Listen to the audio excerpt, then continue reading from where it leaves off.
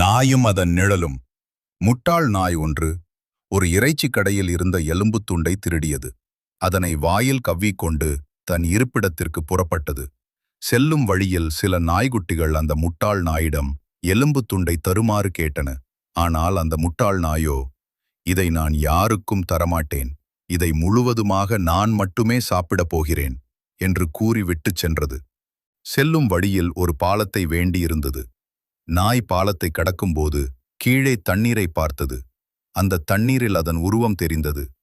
தண்ணீரில் தெரிந்த அதன் உருவத்திலும் வாயில் எலும்புத்துண்டு இருந்தது.